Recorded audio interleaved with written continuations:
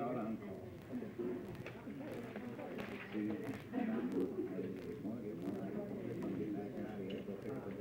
Let me see. I don't think so.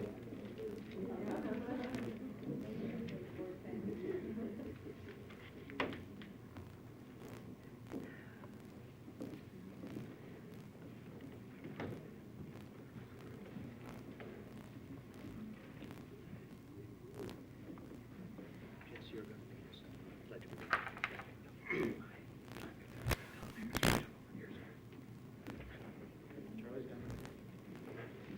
It's 7 p.m. I'd like to call the meeting to order. Jess Warner will lead us in the Pledge of Allegiance. Will you all please stand? I pledge allegiance to the flag of the United States of America and to the republic for which it stands, one nation, under God, indivisible, with liberty and justice for all.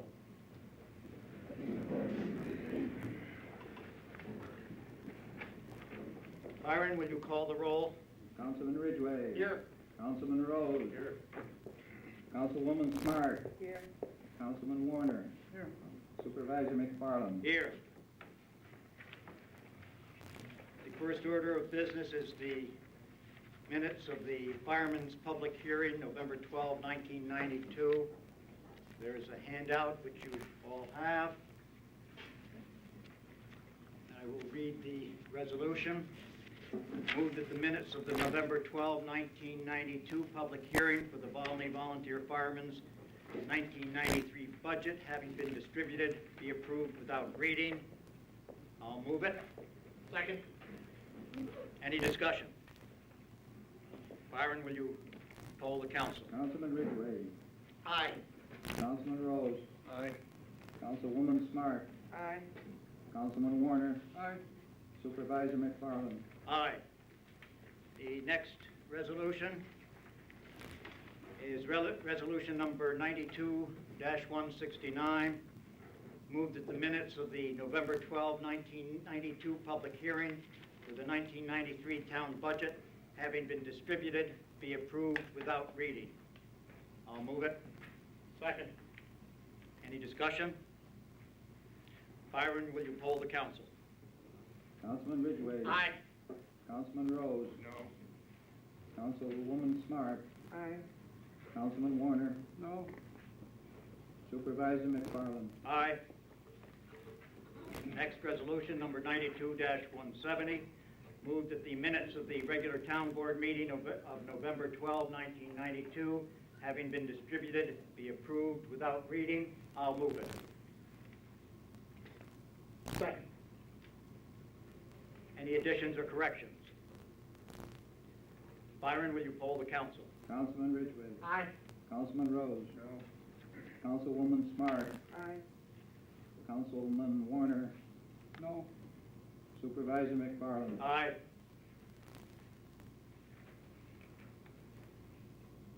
The next is resolution number 92-171. Move that vouchers numbers 472 through 499 in the amount of $8,177.35, general fund, and vouchers numbers 272 through 295 in the amount of $20,118.50, highway fund, having been audited, the supervisor is hereby authorized to pay same from funds available. I'll move it. Second. Any discussion? Byron, will you poll the council? Councilman Ridgway. Aye. Councilman Rose. I'll abstain because I've been ill and wasn't able to sign the bills this week. Councilwoman Smart. Aye. Councilman Warner. I'll vote yes on the ones that I signed, and I thought there was only one that I didn't, but they have me listed for 3, so I'll accept it. Supervisor McFarland. Aye.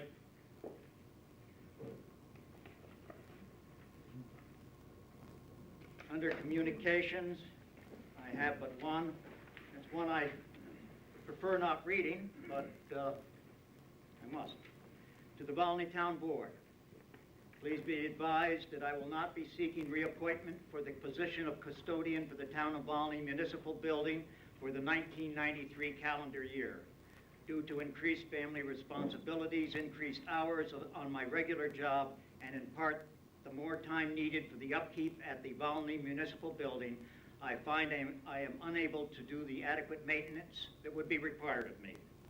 Whomever the next appointed person will be, please feel free to contact me for any questions or information that may be needed, and I will gladly help in the transition. In closing, I must thank the Volney Town Board for giving me the opportunity to work the Volney Municipal Building these past 11 years. I might add those 11 years are all the years this building has been in existence.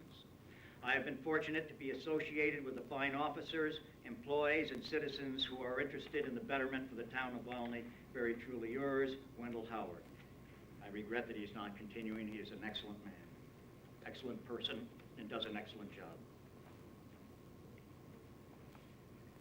Committee reports. Mr. Supervisor, Yes. going back to, Yes. these, communications, there was a letter a couple months ago that you had written that we didn't read at the meeting, and that's okay, but I just wanted to comment on it and add something that maybe you're not aware of. It was a letter that you had written to Rodney Moss concerning getting some cable TV on some houses in the Baldwin Road that don't have cable TV. Right. Okay, I just wanted to let you know, in case you're not aware of it, there is a resolution on the books 2 years ago that I made that authorized the monies that we get from the franchise fee for cable TV to go into a special fund for that purpose. I do not believe it's ever been accredited to the account that we had targeted it for. You might want to look into that yourself if you do feel this is an issue that needs to be addressed, and maybe we can use those monies for that. I researched it. It is allowable by law, and it just never has been addressed. We have a law in the book, a resolution on the books to allow for that, but it just hasn't been put into that account. You get about $4,000 or $5,000 a year in franchise fees. It could have probably taken care of most of the town by now if it had been put into that account. So you may want to look into that. I will look into it. Thank you for bringing it to my attention. Committee reports, assessors. Lottie? Okay, we have the following report from Assessment Services.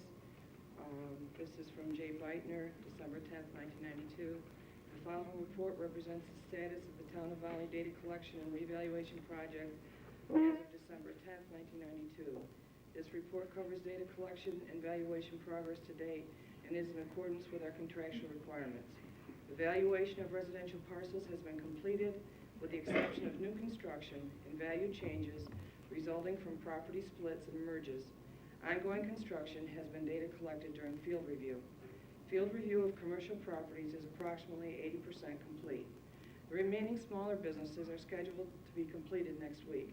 However, the more complex commercials are being held pending the arrival of Paul Reinhardt, since he is the most experienced in this area.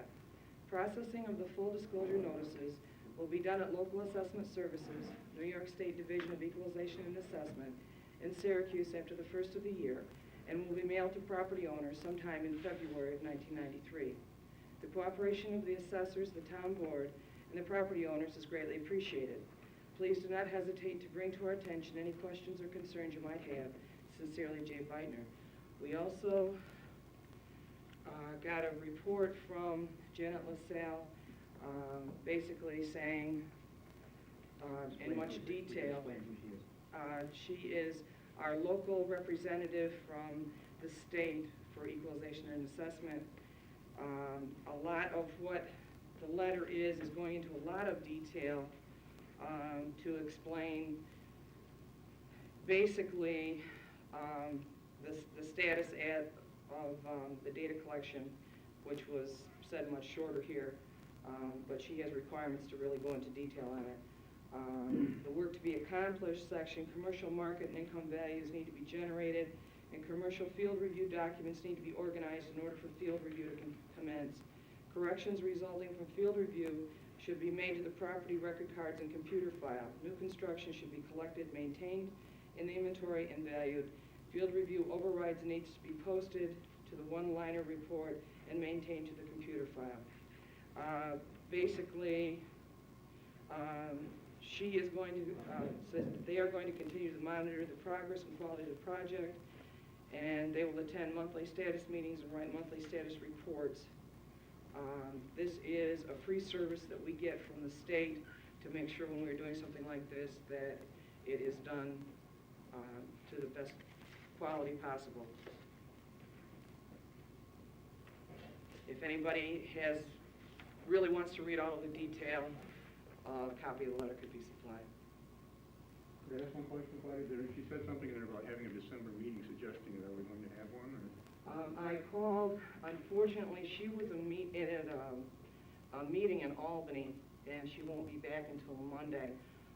This meeting will be with Assessment Services and her office, basically chairing the meeting, so it's nothing that we can schedule tonight because it has to meet their schedule. I was hoping to be able to connect with her so we could say what the day would be tonight. As soon as we know what day it's going to be, we'll make it public. It's a public meeting. Too. Yes. Yeah. One other thing, I don't know if you can answer it. If not, I see the assessors are here. Maybe they can answer it. I've heard the rumor that home occupations are not going to be looked at as residential properties in this upcoming data collection. They're going to be looked at as commercial properties. Is there any truth to that rumor, or what's the situation with that? Do you know anything about it? Is it true, or is it just a rumor? Or?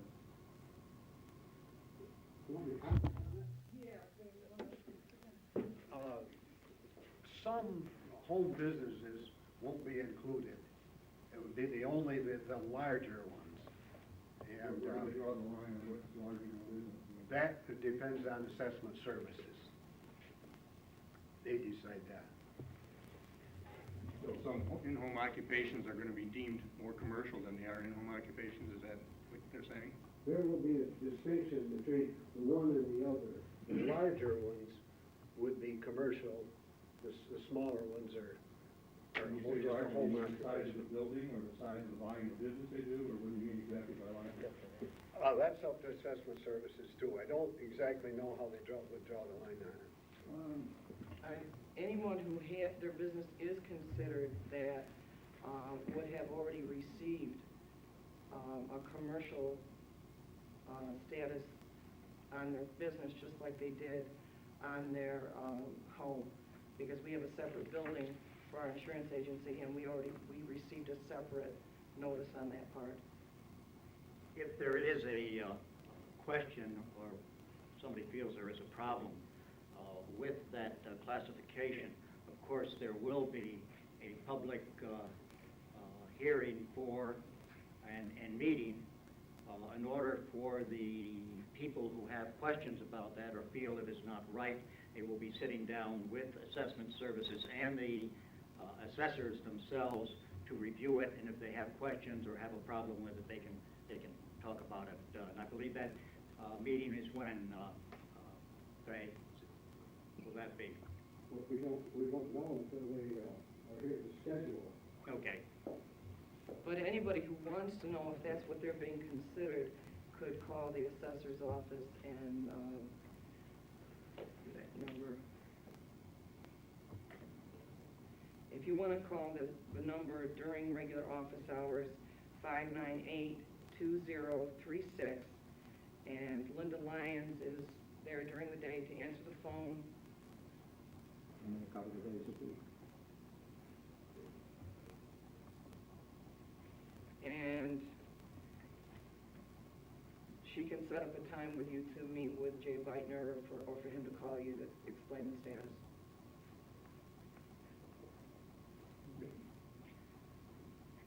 Thank you, Claudia. Yeah, I guess she isn't always every day right now. She's only Work there both Thursdays and Fridays. She has to go down to Canastota and work 3 days. Okay, so call Thursday or Friday. Thank you again. Planning Board, Kevin? Good evening.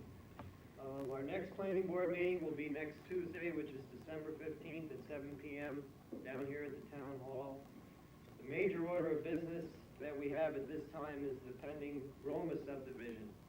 That's to be located, I believe, off Kingdom Road. And at this time, packages of material have been mailed to interested parties, and we're waiting for their response. And I think we'll be meeting with representatives of the Roma subdivision on Tuesday. That's it at this time. Thank you. Thank you, Kevin. Zoning Board, Jean? The Zoning Board of Appeals held its regular monthly meeting last night. We didn't have any public hearings, however, we did have the opportunity to discuss Roger and Patricia Dunsmore's request for a public hearing to expand their archery business and add an indoor archery range. As a result, the Zoning Board of Appeals would like to make a statement regarding the situation, and we would also like it to be a part of the record of tonight's meeting.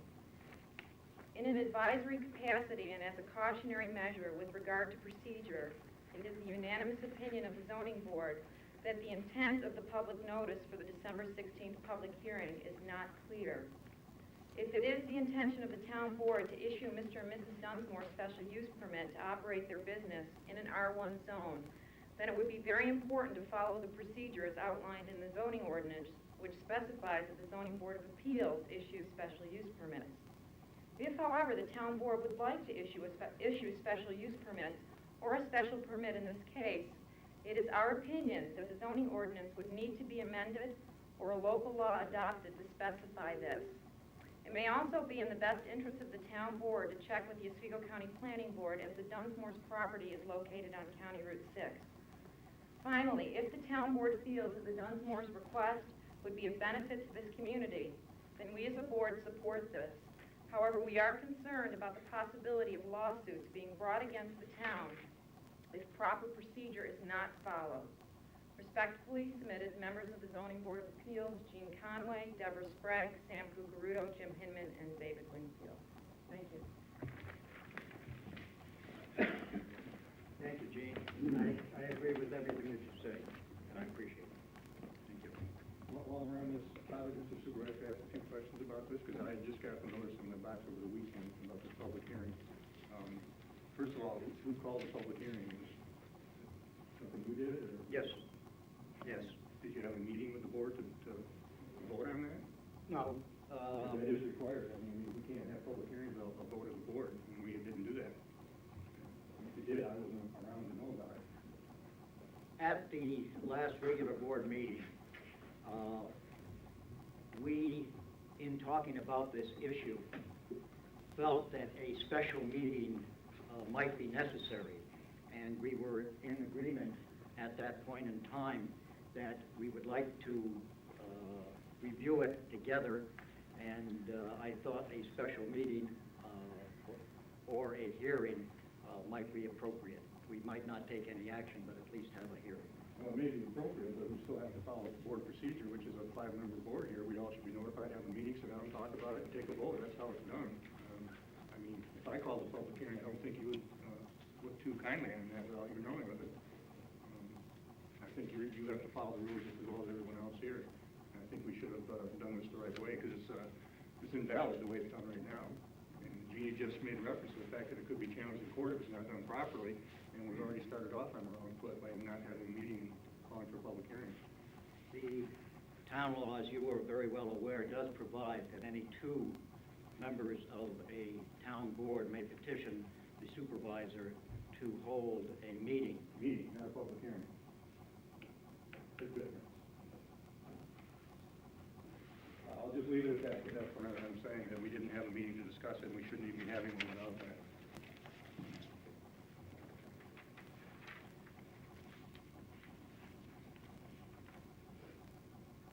Building inspector? Byron, no report. Dog control, there's no report. Joe is on dog call right now. Joe was looking for a dead dog. He's looking for a dog, dead dog, and they're hard to whistle up. Somebody changed one to a 3.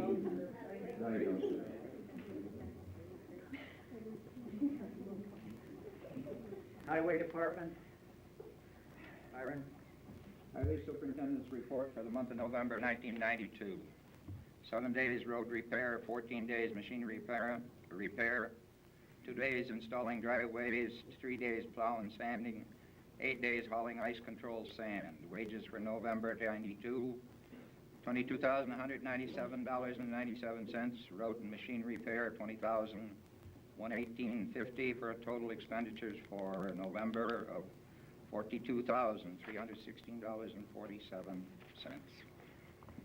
Quick comment, Mr. Supervisor. I understand why Mr. Kirkby's not here tonight with the weather, but just so that you know, and you can let him know we are gonna be getting billed for the blacktop that they use at the fire department. I spoke with Donald Maury at the county budget meeting 2 weeks ago, and he said if you haven't already got it, you'll be getting a bill for it. I'm not sure what the total amount is, but plan on expecting it. Also, one more thing on the dog control.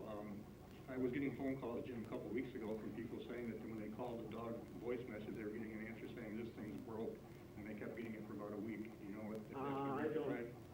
I do not know, and then no one called me. I don't know why they didn't call me, Art. They're I gave you your number. Well, they never called and never went on my answering machine. But, I can't give you a definitive answer on exactly what happened. Somehow, some way, when they... I can, Jim. Okay, Dave can. It wasn't, I do not believe it was a week in total, it was a few, very few days. But what happened was, Joe turned the duties over to Bill Crumpton while he was off hunting. And during that period, he attempted to access the voice mailbox. It is a little bit tricky, and you start pushing the wrong numbers, and you can get it fouled up very, very easily. And as soon as I was able to learn of that problem, I reprogrammed the voice mailbox to give the proper response. So it was a few days. It was unfortunate, and hopefully it will never happen again. And Dave would have been, because I knew that Dave would, if they had gotten to me, I would have immediately gotten to Dave, because I knew he could do that. Recreation. Randy is not here. Does anybody have his report? Randy said, I understood to say he was going to be here because there were a couple of things he wanted to do, so possibly he's on his way. The weather's terrible, so maybe he's on the highway somewhere. Thanks, Jim. Could I ask a question about that too, Jim? Uh-huh. I understand that Randy decided to take the pay, or was told he had to take his pay the other night. Is that the case? I would defer to Dave on that one. No, we didn't insist on it. We talked about it, and he accepted that he would take it. I was told that you insisted on it, that he should take it legally, he had to take it or something. No, I did not insist that he take it. Okay. All right, I wasn't there, I just heard that, so. Dave? Yes. I think what it was is that he wanted to use part of his pay to offset some of the expenses for various programs that have taken place, and he just wanted to tell you to take that money that's his pay and put that towards him. You said you couldn't do that. What he does with the money is up to him, but you can't take his pay to put towards bills. And I think that's how it went. He wanted to take part of his pay to offset some programs that he had going on, and you said, well, no, you gotta take the pay, and then you can do with it what you want, but I can't take your pay and use it to pay your bills. I think that's... Thank you for refreshing my memory. That's exactly what did happen. His pay is only $1 a year, but that's all he... No, he is getting, it's based on $1,200 a year, and he is getting a proportion of that.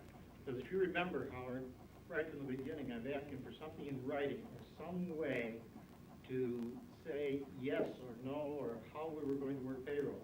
The only thing that he has ever turned in is the W-4, is that right? It's the W-4 forms, the only thing that's been turned in. And I have asked him numerous times to in some way indicate in writing what he wanted to do. He never did that. This is the end of the year, we have to close the books. He did it publicly back in January. Publicly, and I'm sorry, but we wanted it, I wanted it in writing. He should have done it in writing, and I asked him numerous times, and I think you were there when I asked him on, at numerous work sessions for that data. And I again asked him last Tuesday, and he had no letter or nothing of that nature. So at that point, we had the salary monies there, and that's when Dave... Very frankly, I am very pleased that Randy did say he would take the money. Frankly, he deserves it. He's done an outstanding job. He's worked his butt off organizing various activities, and I'm very pleased that he did say he would take it. And as I indicated the other night, there is almost, as we discovered, there's almost no funds left in the recreation budget, and he wanted to do something for the children at the Volney School relative to a play in which you have to pay so much per actor. And in order to do that, since there is no money left, he said he would take his pay, and if that's what he does, God bless him, I think it's marvelous and he's to be commended. Anything else? Any other Oh, reports? yeah, there's, November 19th, the Fulton Area Partnership had a meeting of representatives from 3 boards, and they met to hear the preliminary report from the consultants. And after that meeting, that preliminary report was sent out to all the board members and aldermen in the 2 towns in the city. Further input was requested from everyone from the boards as to their reaction to the report, and there will be a meeting of the full boards of all 3 municipalities on December 16th, and to go over the additional information from the reactions. Is that a public meeting, Brian? Open public, I'm not sure from the way they said it, but it is all 3 boards. it doesn't have to be. Would have to be public, yeah.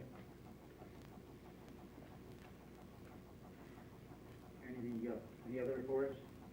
Well, the only thing, Supervisor McFarland, is after the first of the year, I will get a date set up for meetings on zoning update.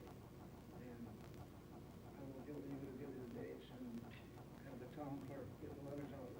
Also, I'd like to request the stenographer that the Planning and Zoning Board use to take all notes so that we have them.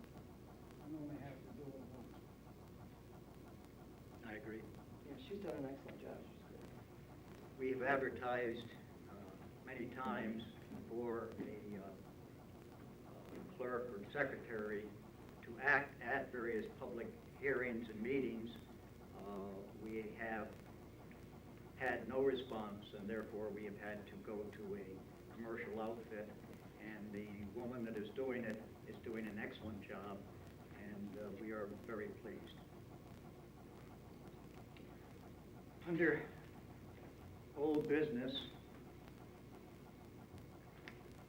I have a statement I would like to read, and Jim, would you look that chart, please?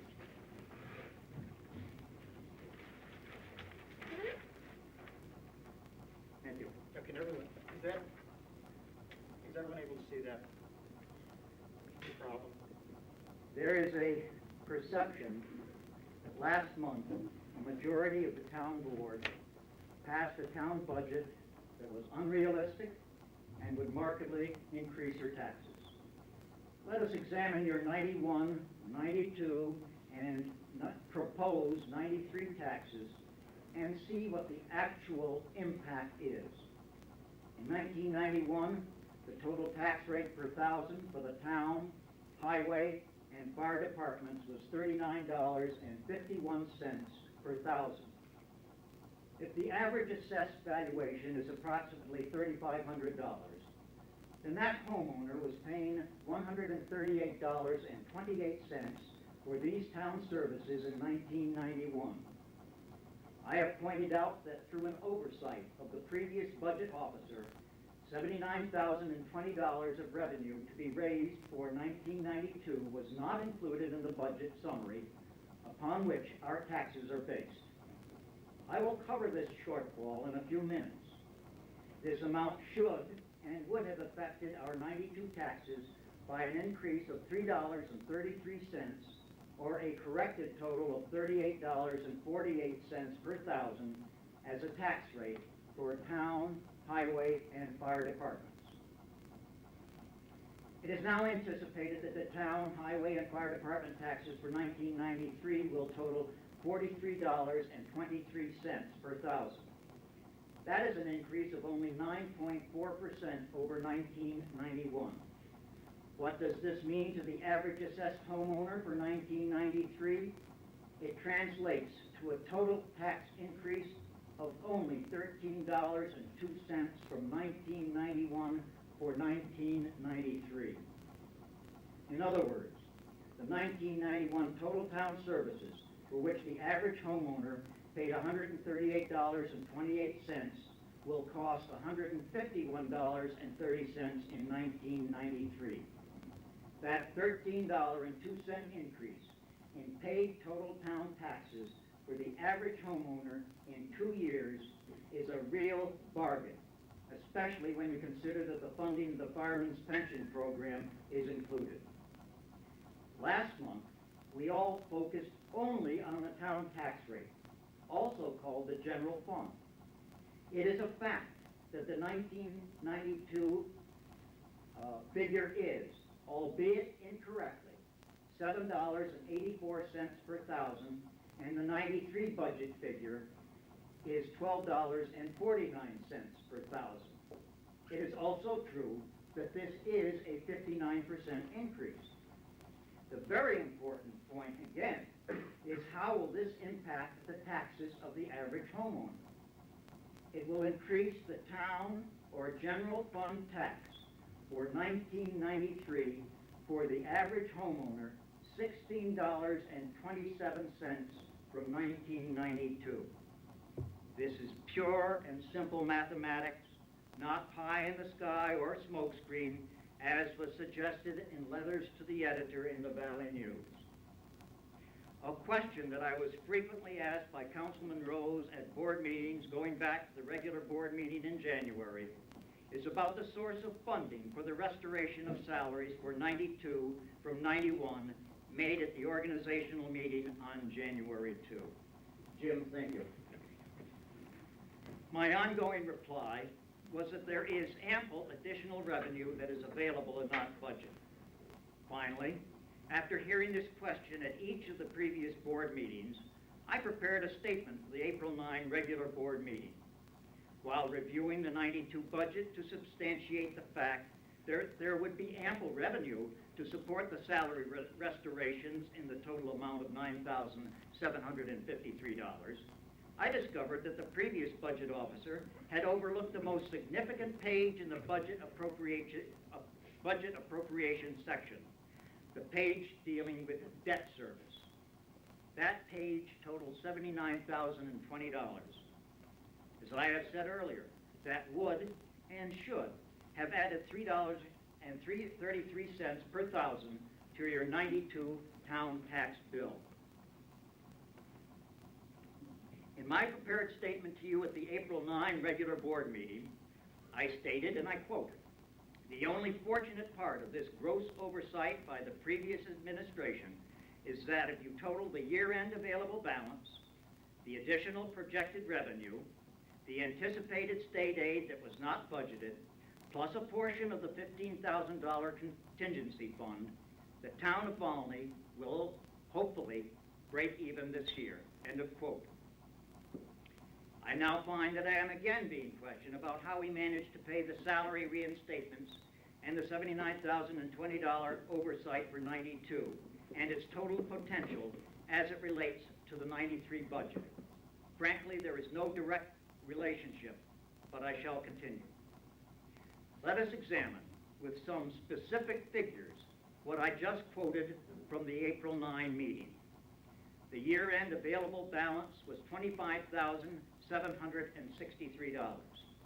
State aid received this year and not budgeted was $25,110. On April 9, I projected an increase over budget in various revenue accounts of over $32,000, with the largest being mortgage tax. The actual increase in revenue over budget in that single account, mortgage tax, was $27,982. Other significant increases in revenue accounts over budget were payment in lieu of taxes, $4,242, cable TV franchise, $4,118, building permits, $2,975, fines and forfeitures, $1,435, and youth program, $1,545. These 6 accounts alone total $42,297 over budgeted amounts, and there are others with lesser amounts over budget.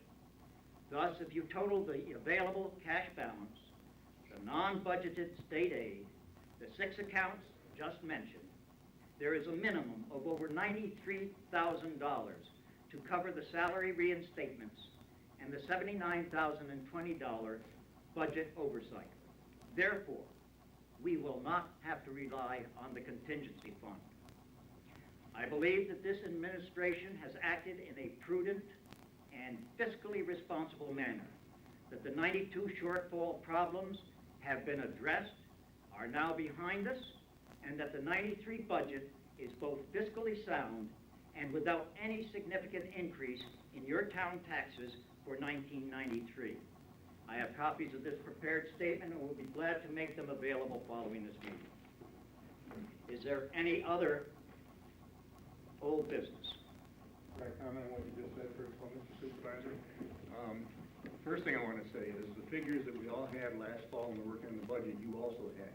Now, you're accusing the previous town board of overseeing and missing certain things, and I contend that you as the incoming supervisor missed the same thing because you had the same paperwork we all had, and if we missed it, so did you. And you're blaming us for it, and you're the one that had to live with it. Now, you should have caught that yourself, and apparently you didn't catch it until the first of the year. But in any case, I think you made it perfectly clear tonight. Yes, we got through the year in fine shape. And we did that despite the fact that you raised the salaries back up, despite the fact that you bought a payloader for our highway superintendent that he told us we wouldn't need for a few years because we bought him a conveyor last year. Also, you sent people to meetings that weren't budgeted for. You did a lot of things that weren't budgeted for this year, and we still made out okay. So I still say that we did not have to face that kind of an increase this year to provide the services that we've been providing to this community. No, you're talking about, what's that, $5 or $6 for the town taxes alone? I remember 2 years ago, Mr. Standard, Lawrence Standard, standing here telling us not to raise the fireman's budget when we did. He was concerned about saving $1 for the taxpayers. He said some people can't afford that $1. Now, a lot of people can't afford that $6 or $7 either. And I still think it was way out of line. I would like to address now, Howard, your first comment about we should have known. The preliminary budget that was introduced at the public hearing last year had all the correct numbers in it as far as the totals were concerned. The preliminary budget was then completely ignored, and a whole new budget was prepared and verbalized only. And when it was finally passed, it was passed without hearing. It was passed at a meeting following Thanksgiving Day last year. Everything was read, nothing was in writing. There wasn't a single piece of documented evidence in writing where any one of us could have known what the totals were or what the individual accounts were. That did not come out until the final budget was sent to Oswego for tax purposes. It was at that point that I received a copy of the final budget, and that was when the error was in it. At no time during the budgetary process did any one of us ever see that final budget that was submitted to the county. And I think Byron will attest to that. Well, I don't know how that could have happened because it was right here in this town hall, and you were here just about every day back then. I don't know how you could have missed it. Howard, I will show you the Look up your preliminary budget, it's right in the back. So the preliminary budget was one thing. We changed it. After the public hearing, I made all the It was changes that were in changed there. publicly, orally. It was never changed in writing. That's right, it was done at that meeting. No, After we sir. heard the public comment, we took action like you didn't do last time. We took action, we trimmed that budget, because I was Trimmed it. prepared to make cuts. Excuse me, Howard, you trimmed it, but you never gave any totals. And the totals Totals were read off, and we have a man taking minutes right here. The totals were never read off because they were not known. They certainly were. They were not known, Howard. You I did not- read those figures off as I was presenting them. How can you say that? And Byron took the minutes. I've got a copy of it on audio tape. They left the meeting. That's why you didn't know you left the meeting. I will dispute that, and I will bring in evidence next meeting, Howard, that those total figures were never known to the The public. total figures, right, but the figures that I changed in the budget were known that night. I didn't give a total that night. But the error was not in what the individual figures, the error was in the total figures, and those total figures were never seen again until the budget was submitted to Oswego. By our supervisor at the time. I didn't even see them until it was submitted. I didn't see the final results until. Then there is no possible way that any one of us could have seen that mistake until the new year when the new budget. No, that was done in December. He had that done in December, because I believe it had to be there, what, December 10th, Myron? 20th of November. 20th of November, there you go. So on the 20th of November, it had to have been public information, and you had to have known about it. Howard, you forget the final budget hearing was done totally verbally, with a tape, totally verbally, in the conference room on November 26th. At no time were total numbers mentioned. I agree. Okay. They came out the 20th of November when Mr. Kitts had to present his budget to the county, and everyone knew about it then. The budget wasn't finalized, Howard, until November 26th. Whatever the date, it was done that month or before the first week of December, and it was well before you took office. But it was never in writing. Never. It was in writing by Mr. Kitts. He prepared the final budget. That he did and made a tremendous error. As Okay. far as the payloader goes, that was bought out of an equipment count in the highway budget that was encumbered. It could not be used for anything else but equipment, and it did not affect any other number but itself. Well, we were told in November of 1991 that if we bought him a conveyor for the dirt, that he would not need to replace that loader for a number of more years. And then 2 months later, you granted him a new loader. That came out of the highway budget, was encumbered into the equipment account. You cannot take money out of the highway account and use it for town business. I realize that. I'm not suggesting that. I'm just saying that we were deceived the year before. Any other old business? Yes, I have a few more things, Mr. Supervisor. First of all, I'd like to know why the locks on the doors in this building are being systematically changed so I cannot get in certain rooms, particularly the assessor's office. Why is that lock changed now? That lock is changed to prevent anybody from going in, Howard, Okay. except the What do you except the assessors, Except the assessor. including you. Yes, sir. Oh, so no one on this board has a key to that room? That's absolutely true. I do not. Well, I think you're fools for doing that, because we are supposed to be looking over all the records of this town. We are responsible for them, not just the assessors. That is privileged information. No, it is not. It is not privileged information. Some of that information is. If I need to get in there, I will break that lock, and if you want to call the police on me, go right ahead, but you cannot stop me from doing my job. The If tax- I need access to records, I will get them. Tax rolls are public information. That's right. And all the records in this building are our information to use at our discretion to do our job.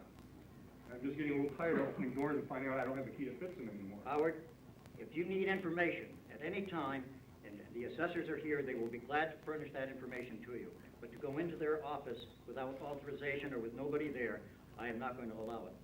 That is why you don't have a key. Okay. Next, use of this town hall building. Now, last month, you told me you had a law that you were going to present, and I've called here a couple times over the past month, and I have not seen a law yet. Where are we at with that?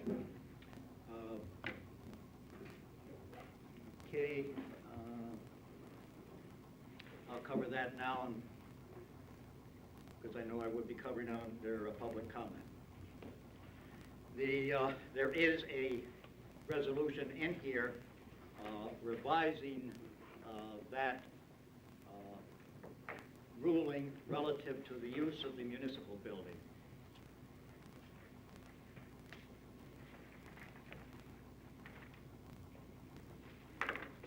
This law is state law or county law, or what kind of law?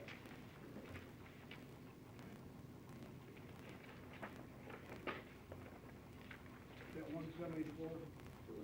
Yes, resolution number 174. Okay, I'll give you the background on it. Last year, I had an opinion from the county attorney that stated that the municipal building could not be used for fundraising purposes by outside organizations or any organization.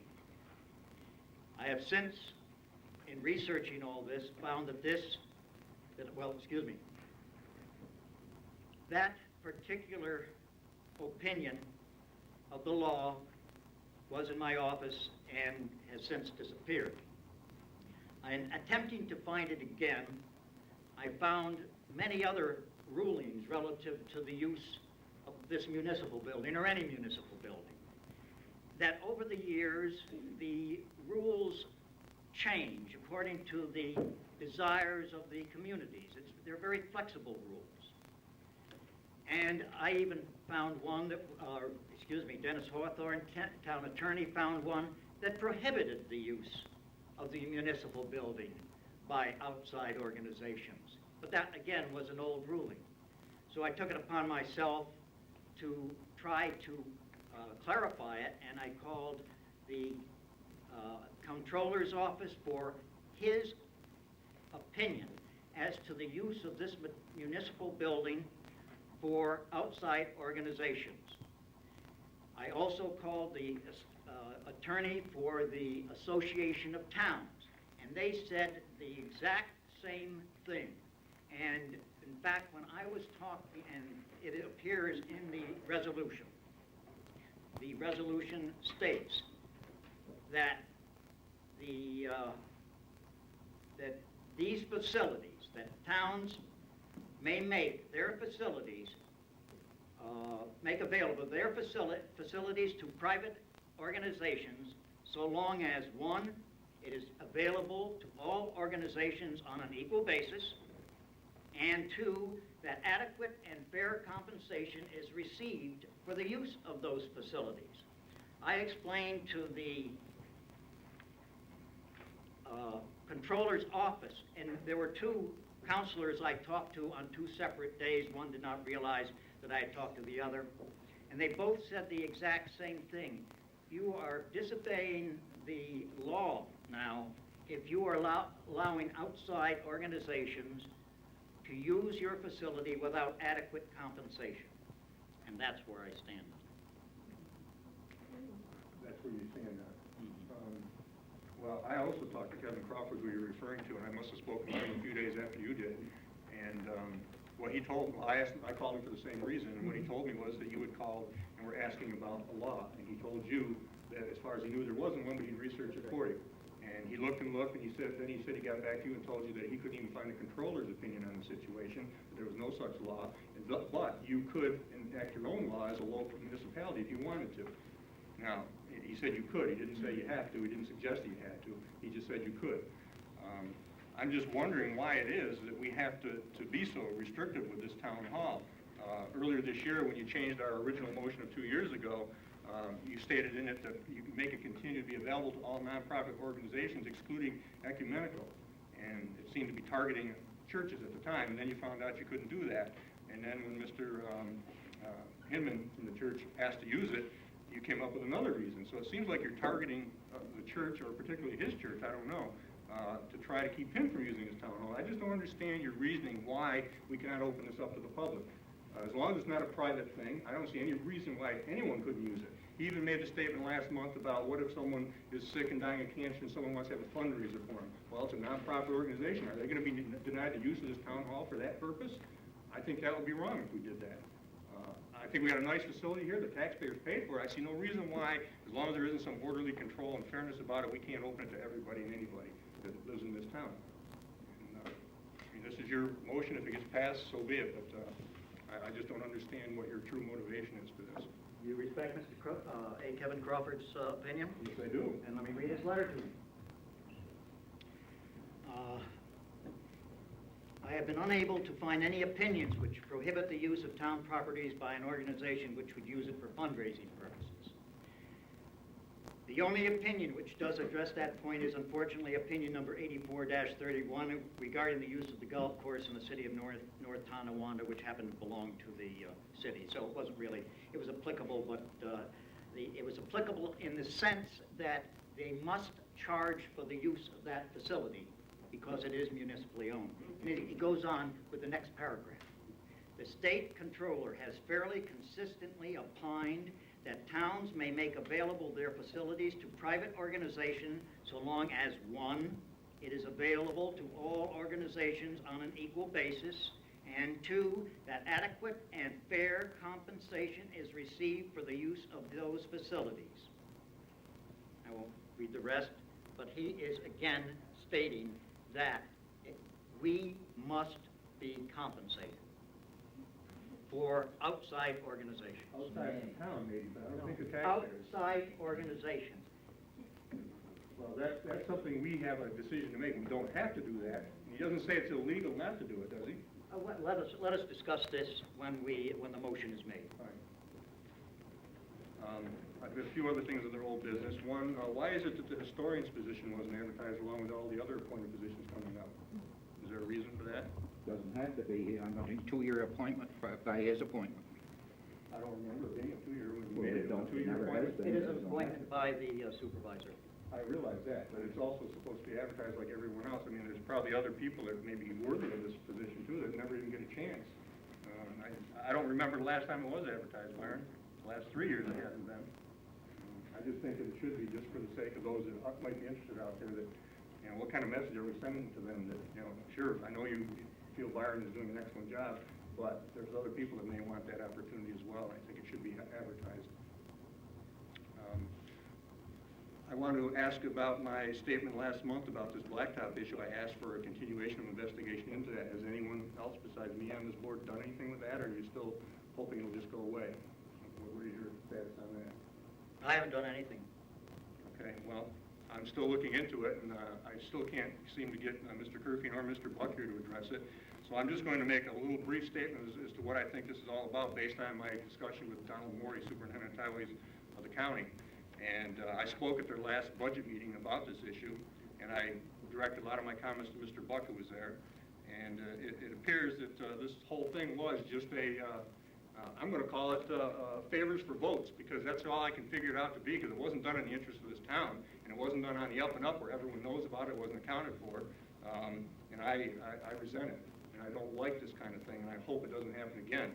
But that appears what it's all about. I asked Mr. Buck in the hall after the county budget meeting why it is he doesn't come to these meetings to address these issues with us, and he just pointed his finger at my chest and said, it's because of you, Howard, and that's his final comment on that. So I guess if we don't see him, that's his reasoning, whatever that means. But in any case, I just wanted to share that with the board, and I will continue to find out more about it as I can. Another comment, we have a resolution on the books that, to my knowledge, hasn't been rescinded, and I don't know if it's being followed. Byron, are we still keeping audio recordings of all our meetings available to the public, or have you stopped doing that?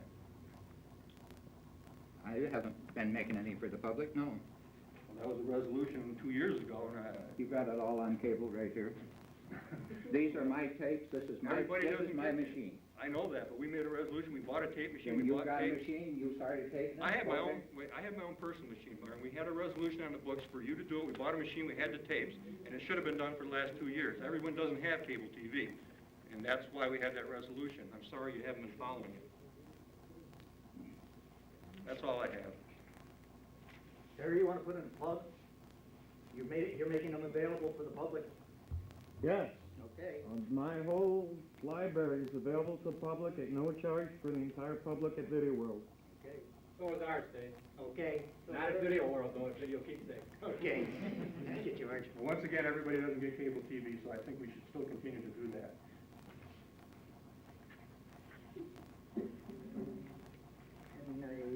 Any other old business? Yes, last month you had requested that the firemen look into the issue of the fire hydrants, and I got a call from Lauren Knapp. There were some In Veneto. Right. There were some things going on at the fire department over on March Road, and he wasn't able to come to the meeting as he had originally planned. From checking out the situation over there, it's the opinion of the fire department that the first issue that needs to be addressed is if anything needs to be done to the water tower and altitude valves, because if they aren't correct, it's not going to do any good what you do to the fire hydrants themselves. And they didn't feel that there was anyone in the fire department that had sufficient expertise to be sure that the right recommendations were being made His suggestion was that we check with John Florick at Fulton Waterworks for a recommendation of whom to contact to check this out for us. If it's going to be, it's the opinion of the fire department that if it's going to be very expensive, we might better wait, since it appears the county is going to be bringing in a new water line into the area. It might be a waste of town funds to put a lot of money into it, but if it's only going to be a small amount of money to improve the situation there, maybe we could get a recommendation from an expert, and John would be the best one to ask for who that would be. Thank you, Claudia. Are you chairing my water district now, Claudia? How do you get all this information and I don't? Lauren's my neighbor and I knew nothing about this, and I'm chairing the water district. Well, I'm the liaison to the fire department, so he called me. Okay. I asked Claudia if she would follow up on that memorandum I sent regarding that situation, Why did you ask me, Dave? That's my district. because she's a liaison with the fire department, and that letter went to her. The liaison is more important than the water district chairman, I guess.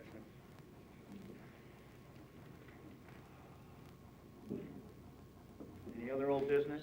We'll move on to public comment on the resolutions. Yes. Mr. Supervisor, Name, please. Pastor Jim Hinman of the Bristol Hill Church, I would like to address resolution number 92-174.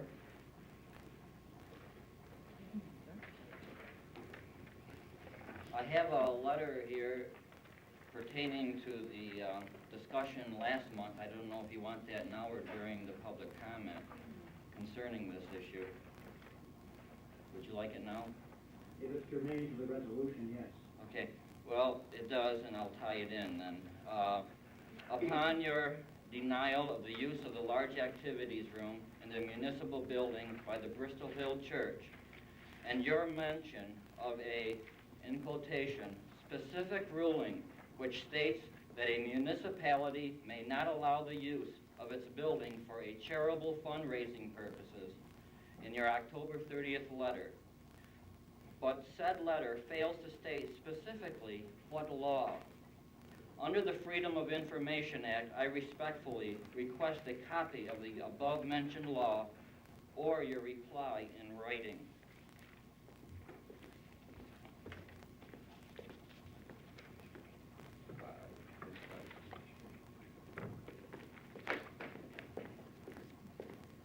Mr. Supervisor, I would like to take exception to the first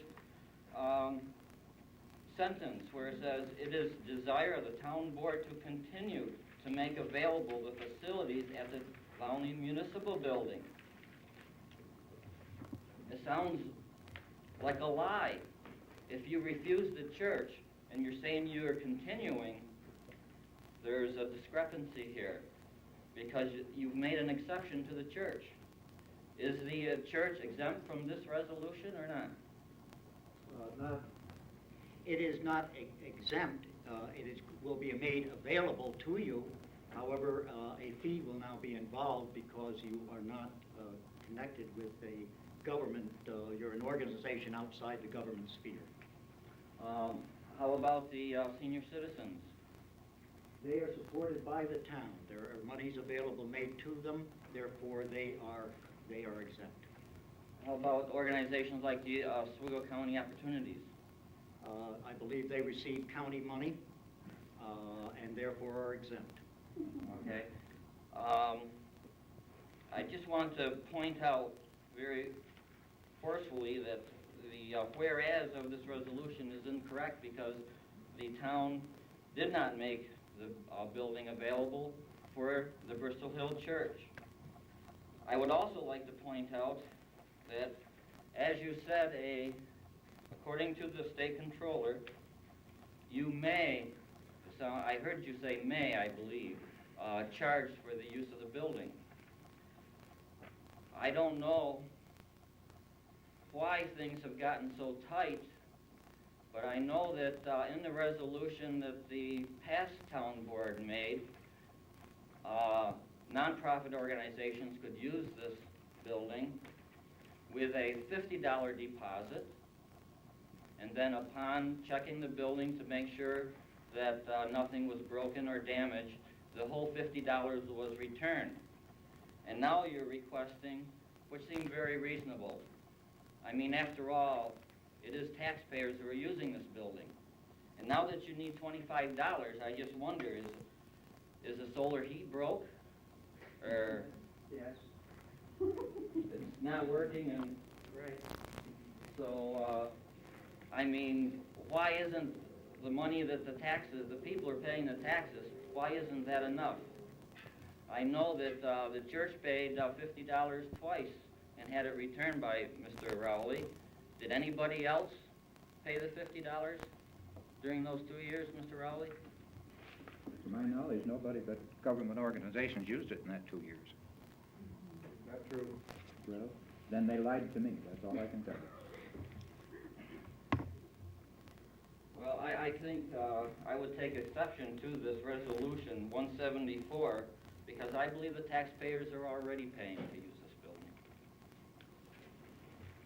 And I will again repeat, Mr. Henman, that the Association of Towns Attorney, Mr. Crawford, and the State Controller's Office both insist that there be compensation paid for outside organizations.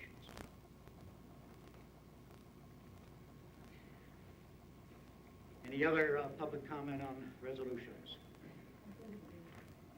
Yes. Mr. McFarland, my name is Alan Kester. I wonder if you could explain resolution number 92-177 and tell us what you're going to fill in the blank down there on the uniform percentage of market value of blank percent. Could you tell us what that's about? That will be addressed when we make the resolution. But if there is the question, I'd give Mr. Kester the opportunity to ask his question at that time, right? Even though there's no public comment.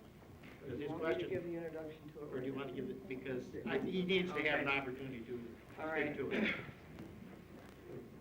All right, for the past year, I have been meeting with representatives from the state, county, school districts, and other towns and assessors to gather the information necessary to make an informed decision as to what percentage of full value we should go to.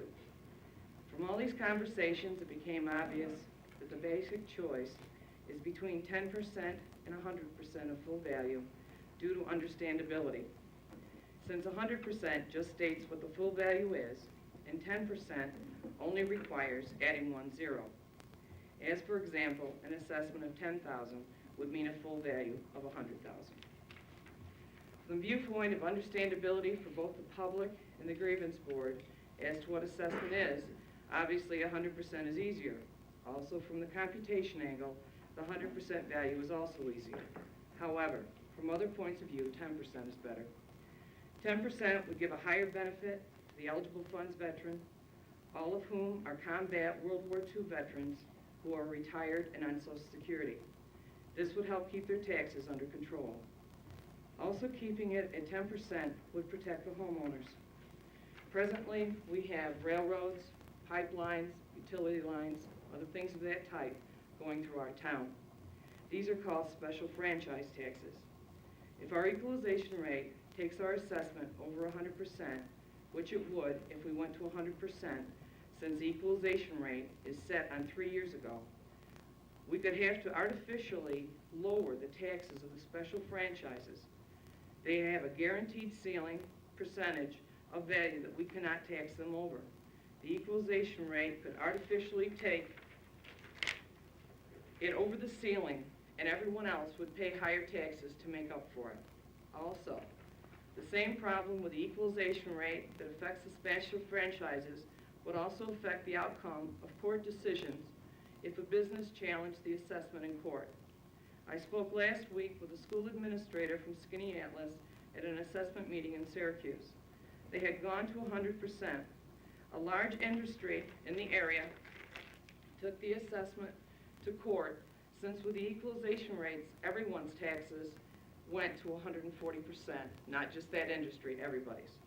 The court lowered the assessment so it would only be 100%. This drastically hurt everyone else, since they obviously were still capped at 140%. Since the courts don't understand the equalization rates, and neither do many other people, This is happening all over the state. Also, from the conversation I had with Doug Hartrath from the Audit and Budget with the county, I found out that we would have an easier time with the county apportionments if we go to 10%. Mexico went to 10%, and they had much less problems with artificially high taxes than Granby and Schuylkill that went to 100%.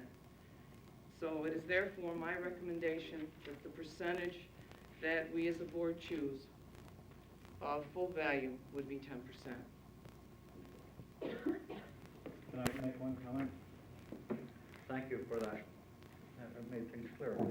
When you were talking about the veterans exemptions, which one was that again? Eligible funds. Is that the World War II veterans? Yes. The alternative funds veteran, it doesn't matter which percentage of value we go to, since it's set on a percentage. Theirs would not be thrown crazy with either one. It'll be exactly the same either way. Well, thank you for looking out for World War II vets, but the town of Volney passed a resolution prorating their the same percentage if you went to 100% 9 years ago. Is that right, Jim? I believe so, yes. So, Okay, but that's not the way it works. Because it would protect them for town, it would not protect them for county. That was the problem. oh, okay, well, I appreciate it. Yeah, because the county did not have a corresponding resolution. No county in the state did.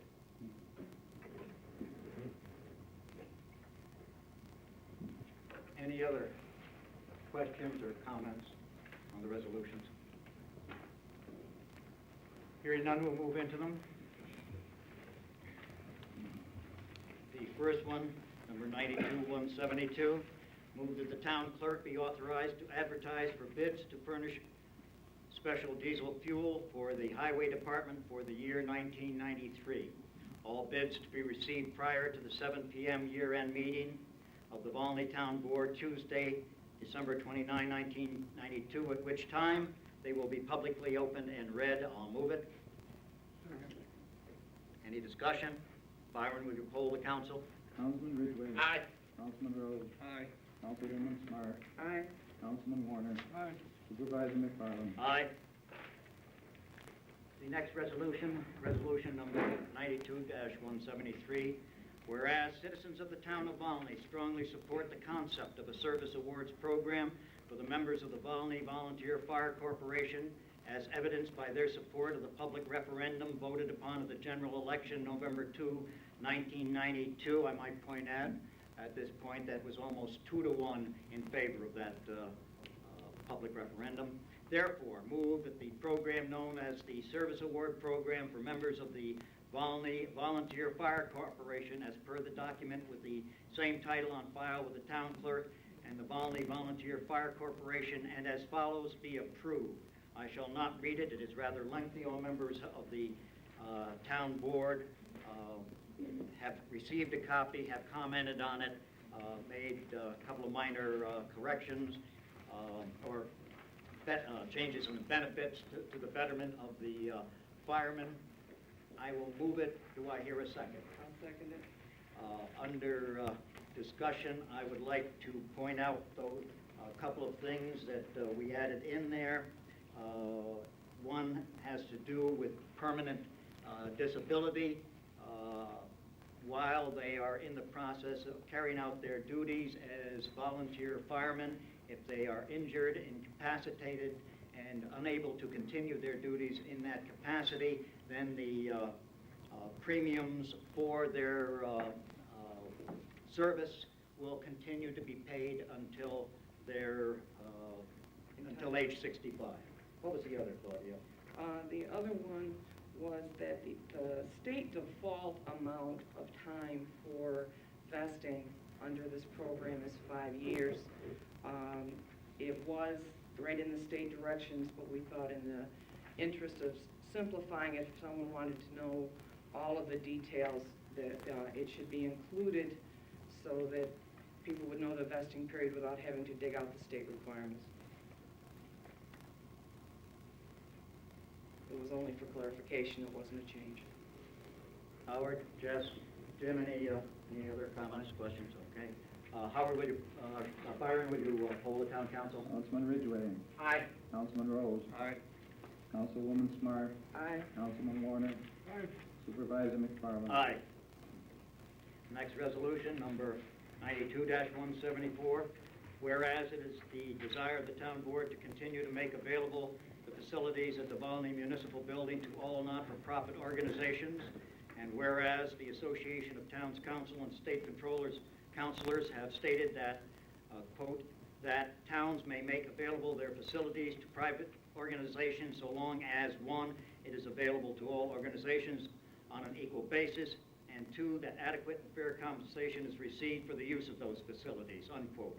Therefore, move that the use of the facilities at the Volney Municipal Building be made to all not-for-profit organizations subject to the following conditions. One, all requests are to be made to the town clerk in writing stating the nature of the use intended and the naming of a responsible person or persons. Requests to be honored on a first-come, first-served basis according to a calendar to be kept by the town clerk and posted in the municipal building. The town clerk has the authority to approve or deny all requests. However, any refusal of the facilities by the town clerk, other than as a result of a date conflict, shall be brought to the attention of the town board by the supervisor at the next regular board meeting for review. Two checks, each in the amount of $25, made payable to the town of Volney, shall accompany the request. The one check is the town's compensation for the use of the facilities. The second is refunded, providing the facility is in the same physical condition relative to order and cleanliness. Any damage during the facility's use will be the responsibility of the organization using it. 3, all town-sponsored and government-related functions, both local, county, state, and federal, are of course exempt from this fee. Any questions regarding exemption from the fee shall be referred to the town board at the earliest opportunity. The above resolution supersedes resolution number 92-11 and its amendment, resolution number 92-76, and becomes effective January 1, 1993. I shall move it. Second for discussion. First of all, it doesn't actually say that you can't have a fundraiser then, does it? Nowhere. No. So they would be allowed then? Yes, very definitely. The only thing that I'm not really too happy about in this is the fact that we have to get compensated, and even if the state says that's something they suggest, I don't know if we really need to do that. I just feel that the taxpayers of this town have paid for this building, and if they can't use it, you know, I mean, it just doesn't make sense to me. I know the city of Fulton, I've used their municipal building for functions that had nothing to do with the city of Fulton. They let me use it for free, and we cleaned up afterwards, we did our thing, and everyone was happy. It seems to me like we're looking for reasons to keep people from using the building. And there's a lot of things in this that are good, but I just question that one in particular. I know you would want to comply with the controller and his rulings, and that is exactly what I'm doing. If that is the case, then yes, I certainly would. Yes. Any other discussion? Byron, will you poll the council? Councilman Ridgway. Aye. Councilman Rose. I'm going to abstain for now.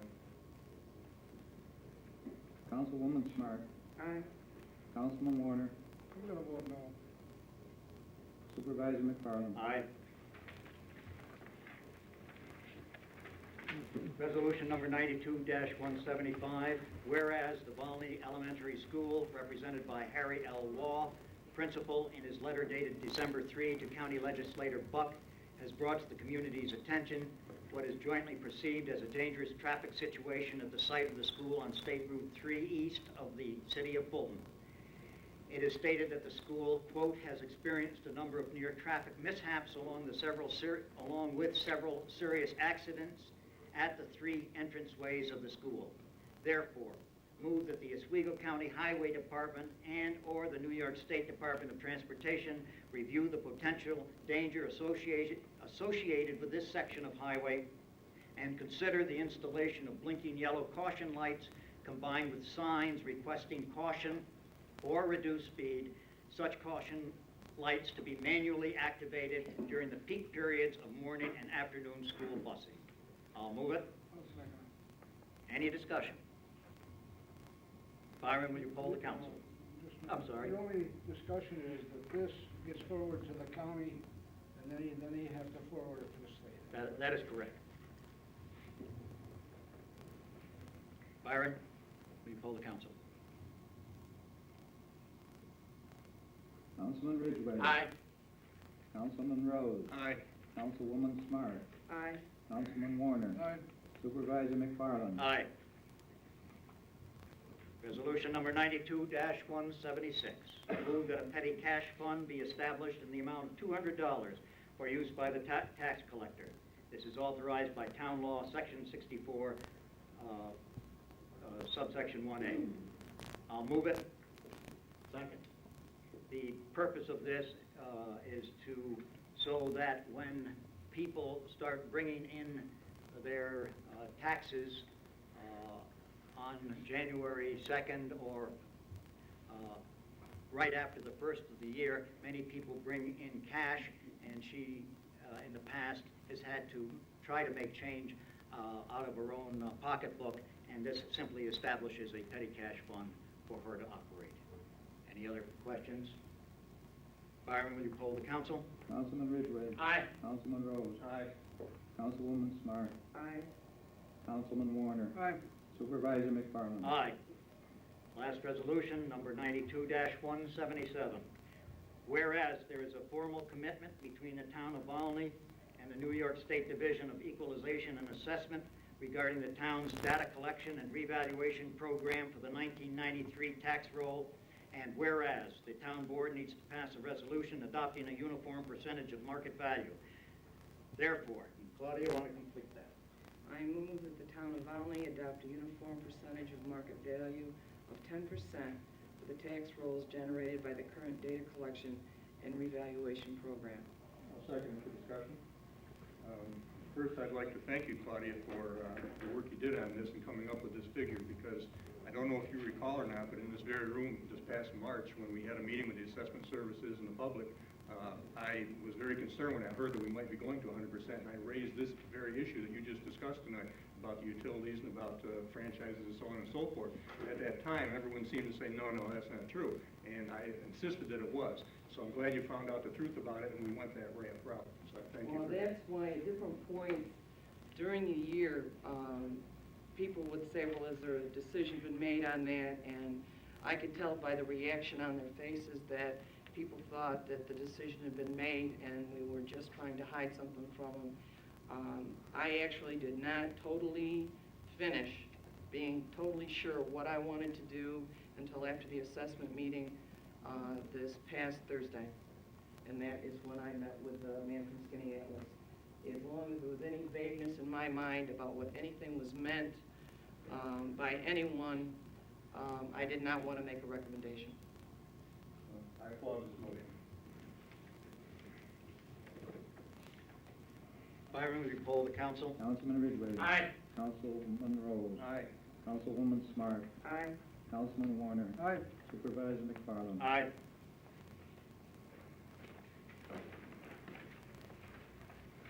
Any other new business to come before us? I just have a few things, Mr. McFarland. First of all, since it looks like we're going to be sitting pretty well this year financially, this past year, even though we did have some budget cuts for trips and conventions and so on and so forth, a number of people did go, and most recently Mr. Sanford went to, I guess, the Catskills or somewhere to the tune of about $700 on a trip for assessors. I'd like to know, in light of the fact that the Association of Towns this February has some very timely topics that they're going to be discussing. One is equalization rates. The other one is types of municipal cooperation agreements. Another one is consolidation of services and amending budgets and dealing with shortfalls. And I'm just wondering, if I decide to go to this myself, is there any money in the budget for that? I assume you got a copy of the budget, Howard, and if that's in the town board's budget. Well, it's not in the town board's budget, but it wasn't in anybody else's this year either, and we transferred from contingency for that. And I'm just wondering if I could get that same privilege or not. There was no money transferred from contingency. Well, Mr. Curfew didn't have any money in his budget. You went to a trip that we transferred money just a month ago. No. Not so. For that school. We transferred money from something because he didn't have enough in it to cover it. Yes, but it had nothing to do with school. He paid for it out of his own pocket. He took $200 out of his contractual and paid the $500 out of his pocket to go to that school, What was the money that we had to come up with? to buy equipment for snowplow so they could plow the roads. Had nothing to do with his contractual equipment at all. So nobody's gonna be going to schools this year then if it's... Unless it's in their contractual budget, no. If it's in their contractual budget, that's what it's there for them to attend school. In many cases, it's mandatory, as you well know. Some cases, yes, Yes. but the people that did go this year, I don't believe it was mandatory for. Why didn't you bring this up when we were doing the budget and put it in the contractual with the town board? You felt Because I didn't realize Faye has gone to trips and other people have gone on trips. And since we weren't gonna go this year and they went anyway, I'm just wondering if that privilege would be extended to anyone else. That's all I was asking.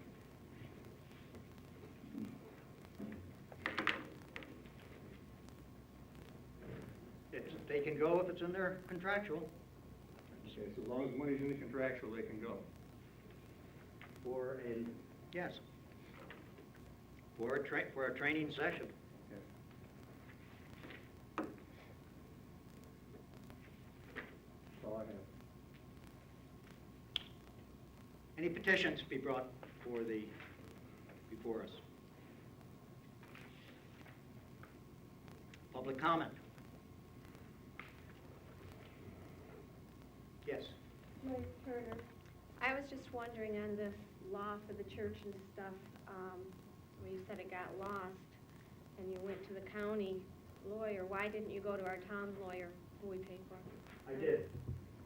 And I did. You mentioned that you gone to the county first and stuff. I was I did go wondering to why. the county lawyer, too. Yes. I have also a question regarding this motion you just made on the church. Your name, please? My name is Marie Austin, Dave. I think you've heard of me. I have a question regarding the motion, because you made a motion in January regarding that they could use the facility. You changed it, you made another motion, and you just made another motion tonight.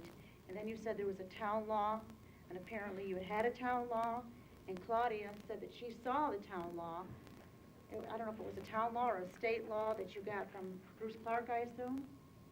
It was an opinion. It wasn't a law. It wasn't. Okay. You just made another motion here tonight, but I didn't hear you rescind any of the motions that you made previously. If you look in the resolution, they are rescinded. You rescinded all your previous laws that you made Yes. about this law. If you read it, it's So there. are we going to expect another law regarding this building use in another 2 months? Or is this it? I mean, where did you come up with the $25? That, I surveyed other communities, and that is their charge, some $50. Other municipalities charge $50 for the use of the building? Yes. Could you tell me one? I can't tell you off the top of my Sligo head. Town, Thank you, Myra. for one, And that's just you, that they don't get that back like we had for $50 and they got it back after building use. I think it's $35 they put up, and they get $25 back. Let's see, they put up 35 and a 25. If they, everything is in order, they get the $25 check, and they keep the 35 or 25, whichever it is. Is that for the year, just one-time use? That's one-time use, yes. So if any nonprofit organization wants to use this building, they, like the Boy Scouts, Girl Scouts, or whatever, they'd have to pay that $25? That's correct. Or, what about 4-H? What about 4-H? That's They're cooperative county- extension. That's Cooperative Extension County organization. They wouldn't pay. Right.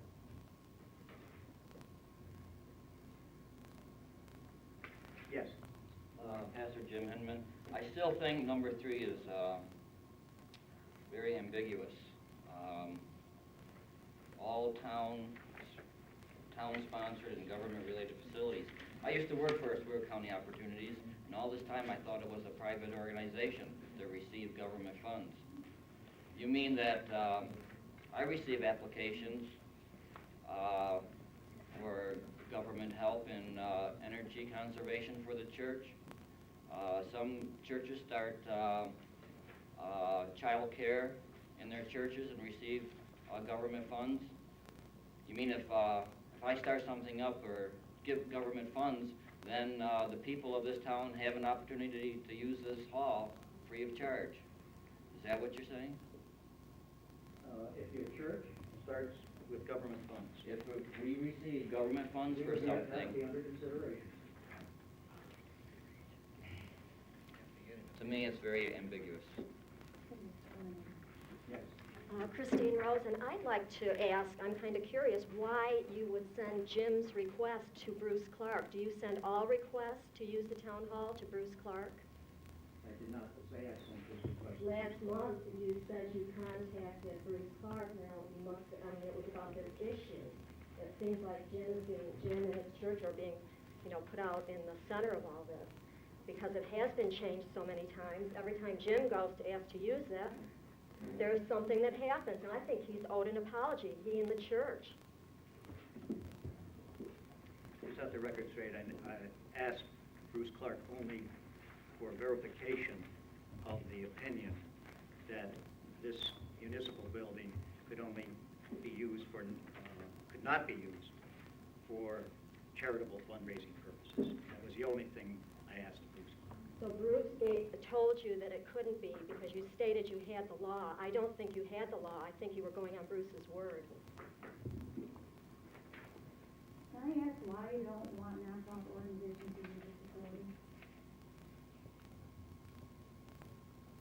Because, it's not that I don't want them to, I'm just saying that the state has indicated that if they are not government related, then a fee must be charged. A fee must be charged.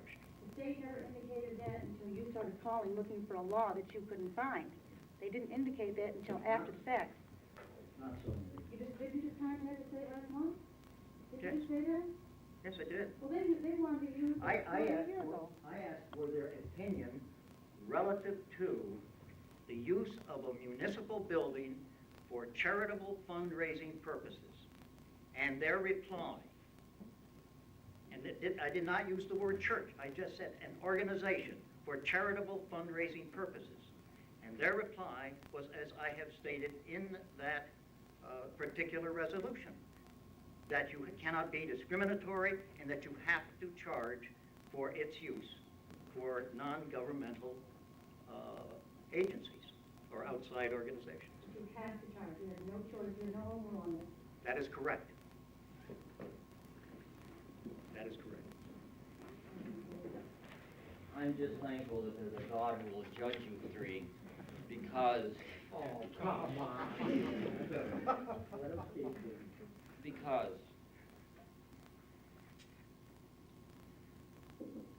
other people used this facility before, and it wasn't until I asked. Now think about it. I know what's going on.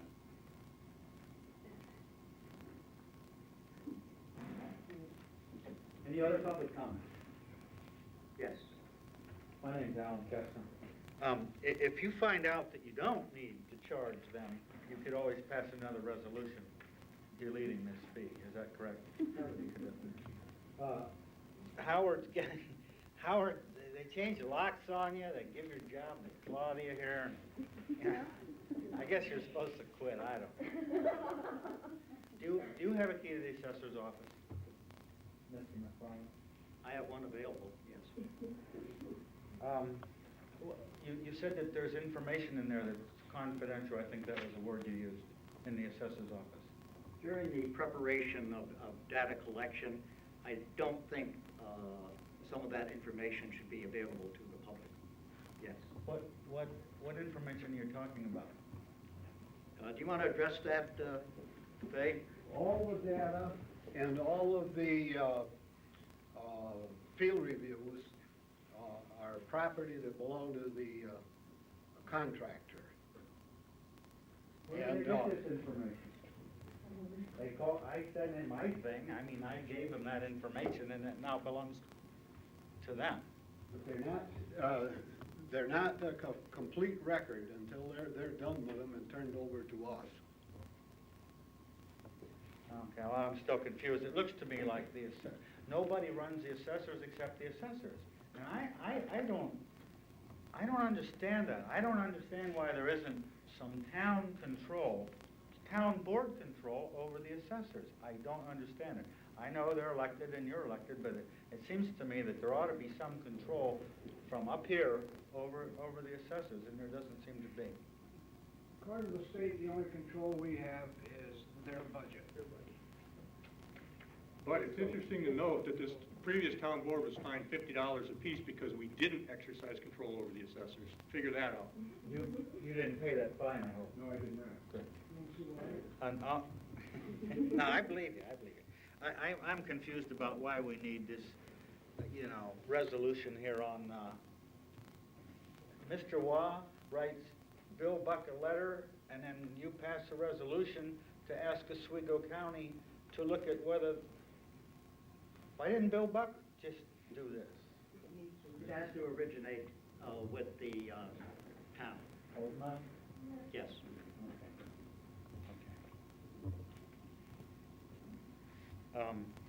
Does Mr. Buck use his office here that he has in the building? Occasionally. Thank you. Another interesting note, Mr. Kestner, is that our janitor who's just resigned, Wendell Howard, he's a very honest, I don't think you can find a more honest person. He has a key to every room in this building, including the safe. No, Apparently, he doesn't have one. well, I've been in here on Saturday when no one's here but him, and the safe was open. Well, if he didn't get it from me. Well, I'm just telling you, but the thing is, apparently I don't match up to his standards as far as what goes on in this town hall. The janitor has the key to the assessor's office, where all this He has a confidential... key to the office where the town clerk's records are kept that I can't have access to unless Mr. Byron Rowley is there himself. You know something, Howard, and I totally agree with you, and I think that has to be changed immediately, and I do not think anymore that anyone other than the assessors, the town clerk, and the supervisor have keys to those offices. And just as soon as we get a new custodian, I intend to see if that happens, and that's going to be one of the criteria that I'm going to ask for the custodian, that they make themselves available during the working hours so that those offices can be cleaned and taken care of each week. Because I totally agree with you. No one, from my point of view, should have those keys except the designated officers that have the access to them. And I firmly believe that, and I intend to do everything I can to see that that happens, because I don't think I should have access to them. I don't think you should. I don't think any of us should, unless we are that particular office holder. And that's my own personal feeling. On that note, tell me this, why is it a year and a half ago, when you weren't even on this town board, I saw you unlock Byron's office with a key and go in there one day? And I was right here in this town hall and saw you do it from the hallway here. So you unlock Byron's office? You unlocked Byron's office with a key and went in. Never have Oh, seen yes, me you unlock, did. because I have never used More that. than myself that witnessed it. I have never been able to undo the alarm system. How would he undo If you, the I alarm? didn't have to undo the alarm system, Howard. You must have done it then, because I did not. Okay, then. Okay. And the alarm did not go off. Okay, Therefore, I couldn't do it. excuse me, this is public comment. May I add that your budget thing here is a lot more coherent than it was last time. I was one of the people who wrote a letter. I would like to see what you read tonight in a letter so that I can, because sitting here and listening to your figures and reading it printed is two different things.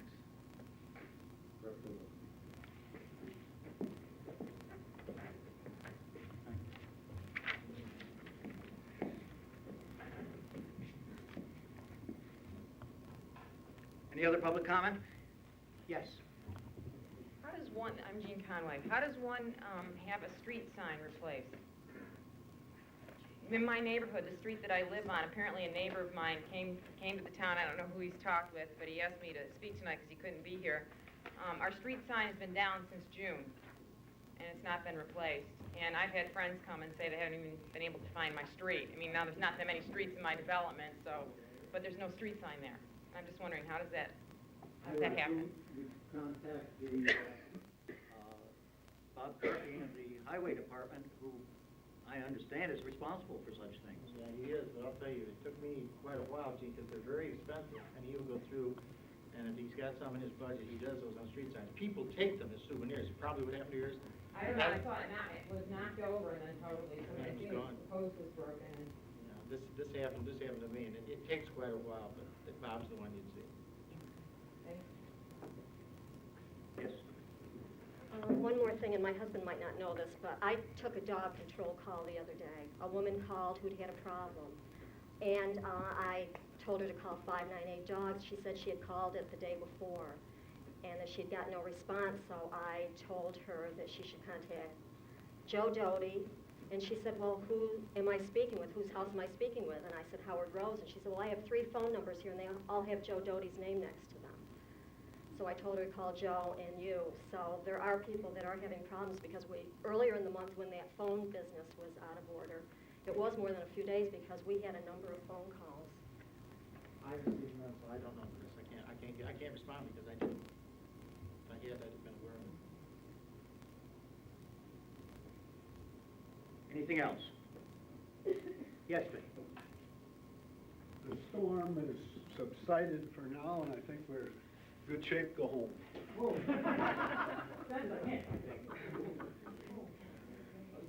Yes. Faye, I'd like to ask Faye a question. How often, I'm glad you spoke because I almost forgot, how often do you go to the homes and, from the road to do whatever you do? I mean, how often would you go to one home in particular, maybe a 2 or 3 month period? It depends on what we were doing with it. Well, that's what I wondered because it happened at my house. We might be parked near your house or something and not be doing anything pertaining to your house. Oh, okay. We might be looking at the whole neighborhood, but we stop someplace where it's convenient. Okay. Well, how often do you go into one particular neighborhood? How many times in a couple month period would you go into a particular neighborhood? Well, that would be hard to say because it might Some be. you might not go at all, and some you might go 2 or 3 times. The field review goes to every parcel. But some of them, we might get now, we might go back, and, Well, you're it's free a to call us if you have any questions, rather than park in our driveway. It doesn't intimidate me.